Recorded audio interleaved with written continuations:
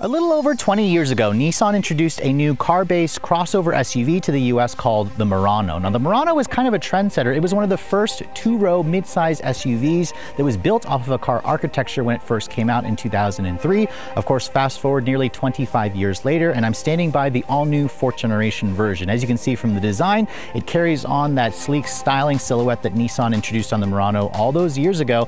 And underneath the hood, we have a brand new turbocharged engine hooked up to a 9-speed auto with a massive upgrade in tech with dual 12.3-inch display, standard equipment on every version. So as you can see, we are standing by this 2025 Murano in this fully loaded platinum trim, and now that we're finally seeing the new version in person, let's go ahead and take a detailed first look.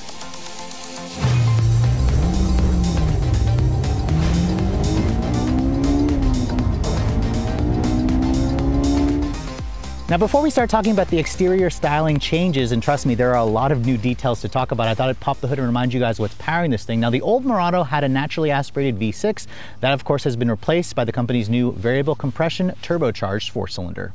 Now, if you guys are familiar with the current crop of Nissan and Infiniti products, you'll know this engine as a 2-liter turbo gasoline direct injection 4-cylinder with their variable compression technology. That basically means the engine or the computer can vary the compression ratio depending on whether you want better efficiency or more power. The output numbers are 240 horsepower, or 241 horsepower, and 260 pound-feet of torque. That's an interesting swap because the old V6 made around 260 horsepower and 240 pound-feet of torque, so they've basically inverted the power output figures, but this is an SUV. It's got more torque, about 20 more pound-feet of torque, even though it loses about 19 horsepower. The other big story here is the discontinuation or the replacement of the company's Xtronic CVT. This now uses a 9-speed automatic transmission, so it's kind of showcasing, again, a new era where the company is, I believe, starting to move away from the CVT transmissions.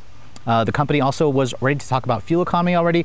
This new Powertrain is rated at 23 in the city and 24 on the highway, about 23 combined. It has roughly an 18.7 gallon fuel tank. Theoretically, you could do around 400 to 430 miles of range. I won't be able to drive the vehicle today, but I'll be driving it in the next couple of months. The vehicle, or Nissan doesn't talk about a 0 to 60 time. I would estimate it'd probably be in the mid 7-second range. Towing capacity also has been announced. This vehicle will still tow a maximum of 1,500 pounds, which is a little bit on the low end, and the curb weight, Nissan already had that spec available. This model, the Platinum version that we're seeing here with all-wheel drive, sits in at around 4,400 pounds. It's around 200 to 300 pounds heavier versus the previous generation. But let's go ahead and close up this hood here and talk about the exterior styling. Now, as you can see, Nissan has been very busy with kind of showcasing the next generation of a lot of their products. They're calling it Nissan Next. It kind of started, I believe, with the Sentra a few years ago, and now we're finally seeing it on the Murano because the previous generation, or the current one, has been around since 2014. So this is very much long overdue. This champagne silver exterior color, as you can see on this platinum grade, looks very classy, looks very elegant. It's very much like a warm silver. You can see there's a couple of new styling elements here. These are the full LED cube style headlights, which have a very slim design. This is also the first Nissan to kind of spell out Murano here on this black portion at the upper part of the front fascia. You have the signature new Nissan logo here with the V-Motion grille. The V-Motion grille also has been upgraded or updated to have these illuminated elements here on the side. When the vehicle is on, that will actually illuminate to kind of create the V-Motion grille, which kind of is like a nice modern upscale touch. You can see there's some piano black plastic trim down here, along with the well-integrated parking sensors. You also have a full 360 camera. Nissan's Safety Shield and Pro Pilot Assist 2.0 is also going to be included when you guys go for this upper trim, or actually it's available on all the trims. Now, moving around the side profile, you can see the basic proportion of being curvaceous but also powerful and wide certainly is carried over here. In fact, Nissan says the dimensions of this vehicle stay mostly roughly the same. You have the same 111.2-inch wheelbase. The overall length is around 192.9, which is about the same as the previous generation. However, the width has gone up to around 78 inches, and that helps to, again, give this vehicle a more powerful stance, that wider, lower, sleeker profile. You can see the wheel arch trim here has that really cool sculpted look. I appreciate how it's got a full paint finish as opposed to those, cladding that you're seeing all over other SUVs. You can see the wheels. These are the massive 21-inch wheels that you get with the Platinum grade. They're riding on a 255 by 50 R21. The base SV and mid SL will also have a 20-inch wheel. That wheel design also looks pretty good. I don't have the ground clearance figure, but I would estimate it's probably around 7 inches, which is what the previous generation also had. You can see the mirrors. They're black painted. They're also power folding with integrated turn signals and cameras. on the lower portion. I'm surprised to actually see some chrome here on the window trim, which kind of, again, goes with the elegant look that you get with this vehicle. There's also a standard panoramic sunroof on this trim, which also opens up to vent air. The side profile of the vehicle definitely still gives you that coupe-like look, which is kind of what the Murano started. When it first came out, it was kind of going against the trend of not being boxy. This was one of the first two-row car-based SUVs you could find from a mainstream brand. And you can see the rear silhouette certainly has some interesting design touches here. I kind of like this kind of intersection here with the wide haunches that you find at the rear that accentuate the width. The rear end of the vehicle actually reminds me of an Infiniti. It kind of gives me some hues here of like an Infiniti FX from a few years ago, or actually from like a decade ago. I also love the way the taillights look with the full LED light bar that actually goes across and connects the two taillights together. You have the new Nissan logo, the Murano badge, and the Platinum all-wheel drive badge, of course. And then I also like the way the rear spoiler is designed. It actually hid the rear wiper underneath that spoiler, which kind of give it a cleaner look. And then down here you can see Nissan also hides the exhaust system, which is kind of going with the trend. This vehicle is not a hybrid or a mild hybrid, it's just a straight up gas vehicle, but it definitely has a sophisticated vibe when you look at the rear. Now looking at the cargo area, you can see Nissan says that the cargo space is pretty much unchanged from the previous generation, which is not surprising considering dimensionally they're similar. You have around 32.9 cubic feet of space back here, which is actually about an inch more than last year's model. You can see there's a little bit of storage here off to the side, which is nice. You also have a pretty decent underfloor storage area here, although it looks like there's no spare tire. You just have a fix-a-flat kit with an air compressor. If you want to fold down these seats, you can basically do so from back here, which is kind of nice. You pull on both of these levers here, you can see the seats will fold down. It actually creates a pretty flat load floor, and Nissan says you have around 63.9 cubic feet of space. So that total space is a little bit down compared to the old model at 65. It's also not quite as big as some of the competitors, and that's because it's got like that sleeker profile, but still, this is a really great place to kind of put longer items. You have that completely flat floor. I think most customers are going to be quite happy with the amount of cargo space that you get with the new Murano.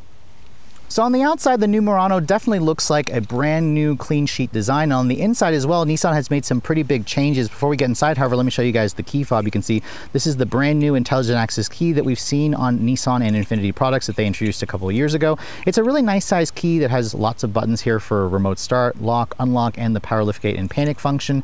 I actually think that Nissan did a great job of updating the key. It's something that I complained about in earlier reviews when they were using the same fob for a long time. Now you can see the door handles here. They are the traditional pull-out style. You can see if I touch that button, that locks the door, the mirrors will fold in. And if you want to unlock the door, you touch the button again, and that's what will unlock the door for you. Now my particular test car here, as you can see, has a really cool color combination. In fact, this is the platinum grade, which means you get the fully leather interior. It's a semi-aniline perforated leather with the quilted diamond stitch and the contrast stitching. These seats adjust in 14 different ways for the driver's side and 10 different ways for the passenger side. You also get a two-person memory here on the driver's side. These seats are also heated and ventilated, and you also get a massage function for both of the front seats. So this is the first time that Nissan is offering a massage seat on the Murano. You only get that on the platinum grade. If you guys step down to the SV or the SL trim, you'll have that simulated leather, which are also heated, but you don't get the cool seat and you don't get the massage function. You can see the interior materials here are also really, really nice. Muranos have always been kind of on the premium side here. It's kind of a vehicle that you would consider if you don't want the snobbery of a luxury brand. You can see you have beautiful leather on the upper portion here with the contrast stitch. You have this kind of interesting aluminum trim with these kind of vertical or diagonal lines that go across. And you also have a new 64 color ambient lighting system on this trim here, which kind of creates a beautiful ambience at night. Nice padded leather over here. On this lower portion here, it is hard touch plastic, but you can see window controls. These are the new switch gear that we've shown you guys in other Nissan products, and it just has that nice high quality feel, along with being one touch for all four. So that all gives you a really great first impression of quality. Now when you get inside, you can see the step-in height is pretty much what you'd expect for a mid-size SUV. As I get in and shut the door has a really nice solid sounding thunk, so that adds to that impression of quality. Now if you guys have also been in the interior of the new Nissan Ariya, this is also going to feel pretty familiar. In fact, every Murano will have that dual 12.3-inch display. You can see it also has kind of that capacitive buttons here on the dash, and the start stop button here is right here where you expect it to be.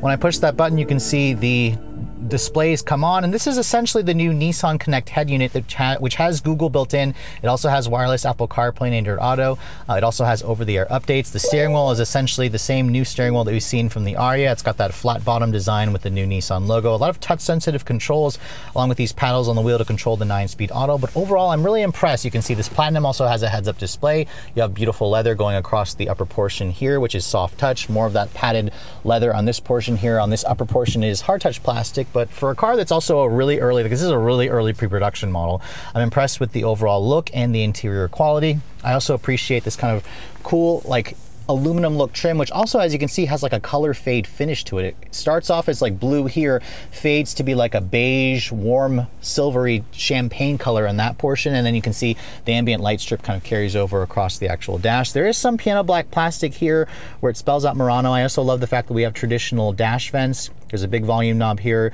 Your skip and forward buttons are over here, and then you can see it's got this touch-sensitive panel with this wood look to it, which also, again, has haptic feedback, which is also kind of cool. So this is something that they kind of took from the Ariya. I think the company did a great job at kind of implementing that design language onto this vehicle. Now, the steering wheel also has a power tilt and telescoping arrangement, which is nice. That's going to help help you find a comfortable driving position, which is great. You can also kind of adjust the way this looks here in the gauge display by kind of clicking on that. You can also change the way this looks by going into your different views and your trip computer and whatnot. So this system here I've shown you in before and some other Nissan products. I'll have to wait until I get one for a full week, or I go for the first drive to kind of show you how that intertwines. You can see this little center display has their new Nissan Connect head unit. It has Google built in, which is a wonderful thing. It's nice to see Nissan has finally updated the software within this infotainment system. You can also go to the Google Play Store. You can download apps. You can also connect your smartphone wirelessly, of course. And overall, I think this dual setup here is definitely class competitive. I think it's going to be a big enough screen for most people. Now down here you can see there's a wireless phone charging pad. You have two USB-C charging ports. And then you can see over here, this is your gear selector for the 9-speed auto. You also have your drive mode selector here. There's 3 modes. There's an eco, standard, and a sport mode, which I'll have to wait until I can actually drive one of these vehicles at some point. If I push the camera button here, you can see the camera looks like doesn't want to come on, but if I put it in reverse, there's your full 360 camera. You can see it has trajectory, it has distance markers, it has parking sensors front and rear, it has rear cross traffic braking. Nissan was one of the first brands that pioneered the full 360 camera system, and it's nice to see that they're kind of making the quality and the resolution, they're upgrading that, which is something they needed to do for years. Down over here you can see there's beautiful leather and padded areas here along the center console. There's a nice cup holder area, nice big storage area as well. There's your auto start stop defeat. This vehicle again is not a hybrid or a mild hybrid, so kind of keep that in mind. And if I look over here on the center console, you can see it's actually pretty big, it's deep, it goes kind of down there so you can easily cover your items that you need to cover, and then you can see there's a nice padded area here to kind of get comfortable. These seats obviously are the zero gravity NASA inspired foam seats, and the company actually expanded the foam from here to the back seat as well, which we'll hop into in just a moment. But these are definitely very plush. Love the padding. Not much in terms of bolstering extension, but the massage function, I'll show you that really quick. You basically push that button here, you can see once you push that, you can hit the adjust here. It basically gives you 3 different types. There's relaxing, refreshing, and then lumbar. My favorite is probably the relaxing or the refreshing, and you can change it between 3 different speeds and 3 different intensities. This is pretty much what I've shown you from some Infinity products, so it's great to see Nissan's kind of putting in that upscale feature into a Murano. So that's again going to be kind of an unexpected surprise for a lot of people. But let's go ahead and hop into the backseat area. I want to show you guys what that space is like, because the back seat of the Murano is also an area where a lot of families really liked. You can see that seat is all the way back. However, if you look at the passenger side, that's where this driving position would be for myself if I was going to drive this vehicle. Nissan says you have around 36.5 inches of legroom back here. 36.5 is actually about 2 inches less versus last year's model. I'm not entirely sure where the space went, but you can see that beautiful quilted leather with the two-tone look kind of carries over onto the back here. These seats are also 3-level heated. However, Nissan doesn't offer a ventilated seat. Back here you can see this does not recline, but it does give you, again, the ability to fold it down to create that completely flat floor. The seat is also fixed into position. And then you can see the material quality back here carries over from the front. So you have this beautiful soft leather. You have this kind of textured almost like it's not quite the same as the front area, but it has these like ridges on it that kind of creates depth, which is nice. You have a nice padded leather area over here with some piano black trim. There's also a 11 speaker Bose stereo, which I haven't had a chance to listen to it, but it's included on this upper trim. You also love the fact that this trim includes the manual retractable sunshade. That's a really important feature for a lot of families out there. But once you get back here, let me show you guys what this space is like. You can see, again, this is with the seat all the way back. So even with the seat is all the way back, there's still a pretty good amount of space back here. You also have some rear seat air vents here, which is pretty nice. You have 2 more USB-C charging ports. Like I said earlier, 3-level heated seats. However, not a 3rd zone climate. I would have actually liked to see your own set of like climate temperatures for the rear, but it's nice that you have rear seat vents. You have 1 storage cubby over here. You have a completely flat floor in the middle, which is great for the actual middle passenger, which is nice. And you can see the headrests here are fixed into position. In terms of the headroom space, you can see the sunroof does add or take into the space a little bit, but I still have a pretty good, maybe 2-3 inches, maybe 2 inches of additional space for somebody my height at 5'7". If I fold this down, you can see there's an armrest with 2 cup holders. So the backseat area is still very comfortable. It has most of the features that you'd like, aside from maybe just cooled seats and the ability to recline the seats. But I love these retractable sunshades, and I love the fact that the Pano sunroof comes all the way into the 2nd row to let in some more natural light.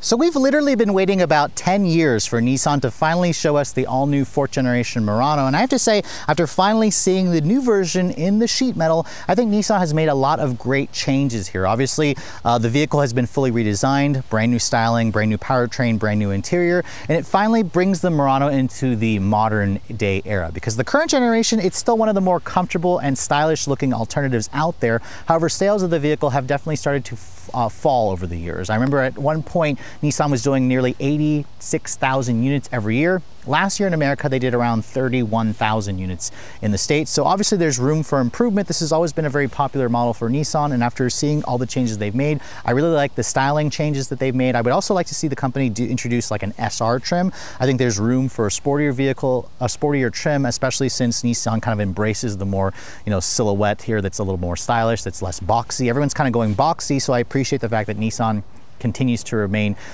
give this vehicle like a more stylish profile. The interior also got a big upgrade. Those 2 12.3-inch displays with their latest software really kind of, again, takes it to the next level, because the old Murano topped out at an 8-inch display and it had an instrument panel that looked like it was taken out of an Infiniti product from 15 years ago. I haven't had a chance to drive this powertrain combination in the Murano. I've driven it in the Infiniti QX60, and I came away pretty impressed. I would like to see the company eventually do a hybrid or a plug-in hybrid, but I appreciate the fact that this is a traditional gas-powered engine and the fact that it no longer uses a CVT, although the V6 CVT combo actually wasn't bad when you lived with it and drove it day to day. I'll be curious to see how this 9-speed auto compares. The fuel economy seems like it's kind of the same as the V6. The backseat area did get a little bit smaller, but it still has really comfortable seats. It's got high-quality materials, and the styling, especially from the rear, I think the car looks a lot better from the rear, so only time will tell to see what consumers are going to think when this car goes on sale. Which, speaking of which, Nissan says you should expect to find the new Murano at your local Nissan dealership sometime in January. So you're going to have to wait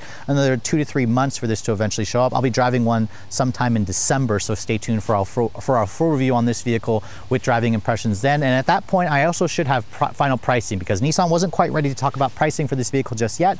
The current Murano starts at around $39,000 for the base SV with front-wheel drive. All-wheel drive was typically an extra $1,700. A fully loaded Platinum like this model here can go in at around $48,000, $49,000. So I expect this new version obviously to get more expensive. I'm hoping it'll top out maybe in the low $50,000 range, or only time will tell. But overall, let me know what you guys think in the comment section below of the brand new 4th generation Murano. If you guys are also looking to see the latest cars I'm testing, be sure to follow me on Instagram at redline_reviews. Like us on Facebook, and as always, guys, please keep subscribing to the Redline Reviews YouTube channel for all the latest reviews. Thank you so much for watching. I'll catch you all in the next video.